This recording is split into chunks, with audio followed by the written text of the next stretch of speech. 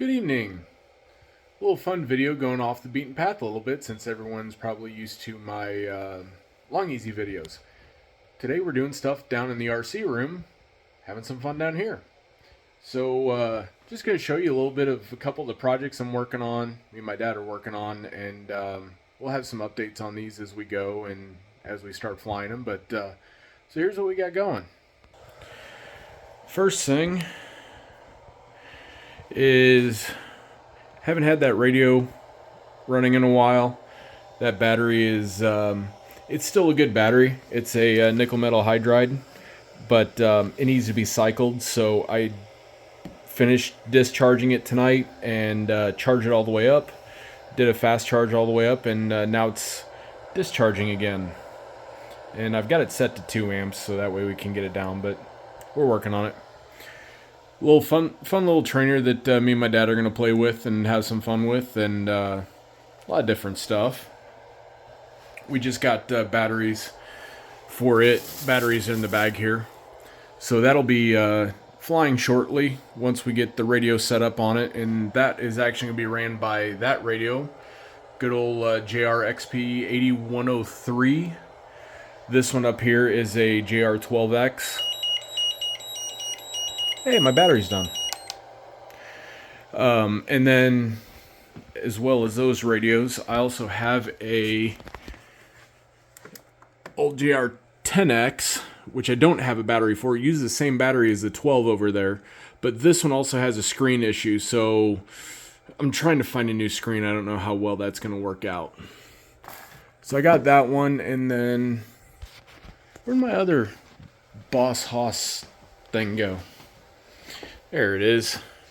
This is the new JR stuff. This is a T44. This radio is going to be used for my bigger planes, so it is going to be used on the old school Cardin Extra 330 back there, powered by a DA150. That will also be going on the 40% Cardin Cap 232 down there. And it will also be on the 42% Edge 540. So that's what's going on with that stuff, and I'll get to these here in just a minute. A little longer than a few minutes later. Alright, I'm back. Got distracted. Where was I at? Oh yeah, I went over those 2 planes down there. What I'm going to be doing with the Cardin Cap 232 that's down there, that one plane I bought built as far as it is, and I got a package deal with that. It was actually 2 planes. One plane had radio gear and an engine in it. It had some structural problems. It didn't look like it had been crashed, but it looked like it had been modified in a way that I would not have modified it. So I wanted the radio gear, I wanted the engine. I took the engine out, I took all that stuff out of it, and I sold the plane. I think I sold it for like $200. They're going to fix it up and fly it, which I didn't want to throw the plane away because it's a Cardin and you can't find them anymore. So, but off that plane, this 3W150. So that motor is going to go on the newer Cap 232. And then this beast here, that's the, it's kind of cramped down there. That's the 42% Edge 540. That is actually getting a DA215. That is a massive motor for that plane. I had never flown anything this size until I got the, let me turn around here, until I got the extra back there. And the extra with the 150 on it is monstrous. So I'm interested to see how adding 4 more inches of wingspan and an extra 65 cc's to it is going to make a difference. That's going to be fun. The other reason why I wanted to make this video is we've got a cool project that we're doing. My dad is currently working on his 3D printers. He's actually outside working on a heated bed for that. The bed messed up, so he took the bed off, and he's trying to get the adhesive off the aluminum. That's a fun project. He can have that one. So what we're working on here, I wish this would zoom out, but I changed the frame rate so it won't zoom out as far anymore. This is what's called a Roadrunner. We've had one of these before. We actually had a weed eater motor on it. We converted over to using on a plane. It actually worked really, really good. It was a fun plane to fly. But we had our gripes with it, and we fixed them on this one. So we were originally going to make a foam core wing for this plane, which we had, but I think he threw them away because we decided to go with a built-up wing.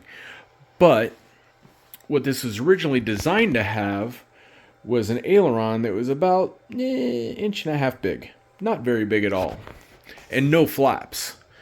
We went and changed that. We built up the wing and modified the wing as we were building it. He built it. And now we have this massive flap and a massive aileron on it.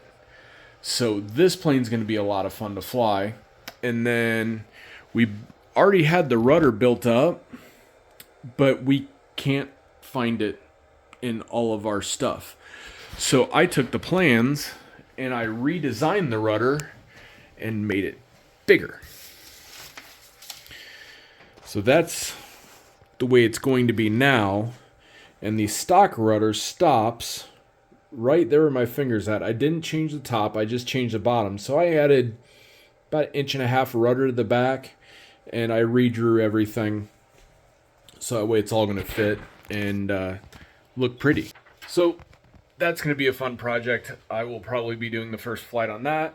So that one will be fun, and I'll probably video that when we get there. That's my dad's project plane. But I have a little bit more experience flying the RC planes than he does, so he's probably going to have me do the test flight on it. And that one, oh, we don't have the motor down. That one will be powered by a DA-35, which is also huge for that plane.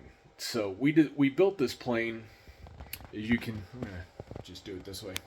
As you can see from the massive flaps it has on it that were not on it before, this is going to be made for more short takeoff landing kind of stuff.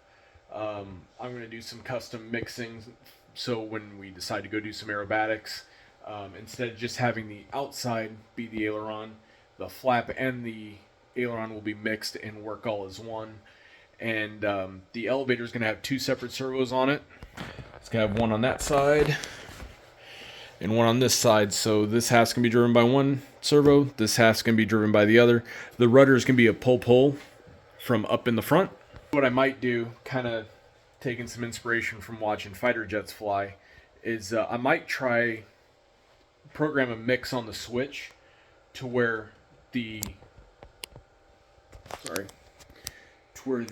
elevator throws in conjunction with the aileron and possibly the flap, just to see what it does, because we can't keep anything stock around here.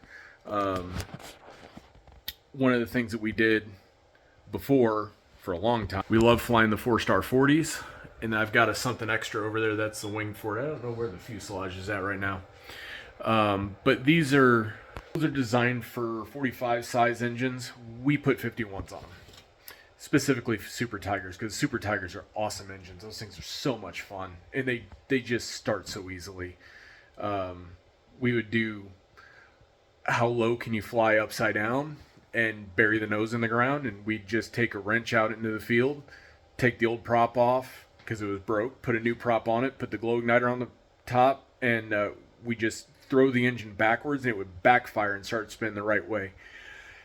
And that's the only engine we could ever do that with, two-stroke wise. The 4-strokes would never do it, but two-strokes, the Super Tigers are amazing engines.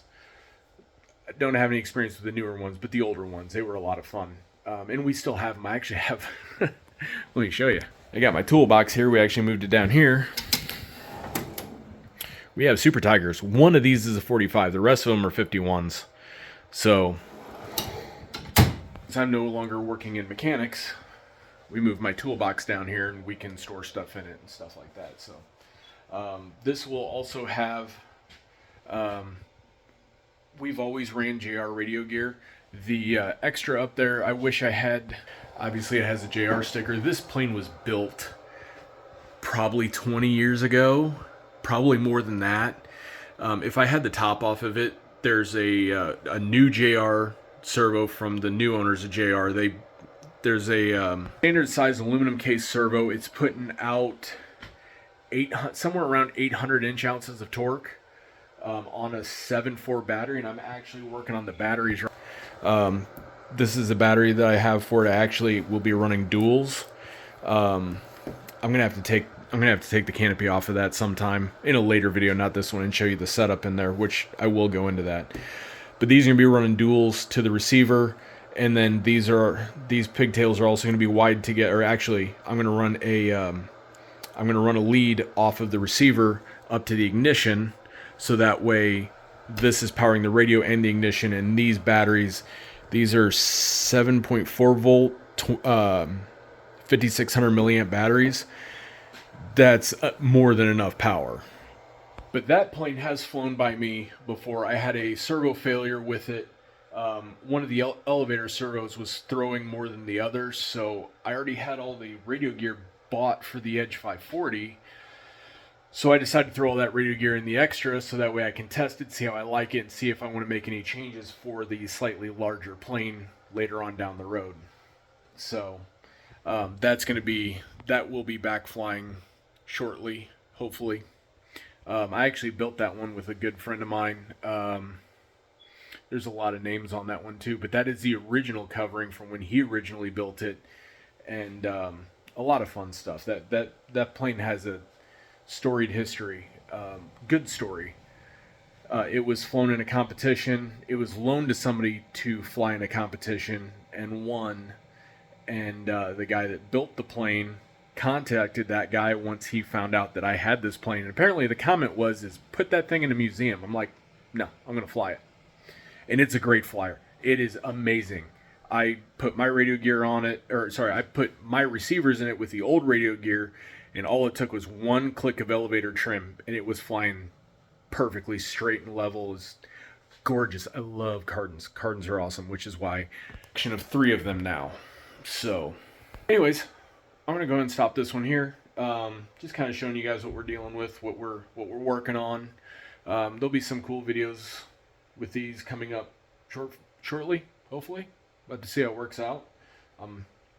If you watch my Long Easy videos, you'll know that I've got my private pilot's license I'm working on. I'm working on the Long Easy, which the Long Easy is at a stop right now for temporarily, but I've already covered all of that. So, but yeah, in the meantime, while the weather's bad and it's cold outside, I'm going to be down here working with my dad on these things, and we'll get them flying, and we'll get some pretty cool video of those things flying shortly. Well, not shortly, but we'll get some when it gets warmer and the weather gets better. So, till the next one. See you guys.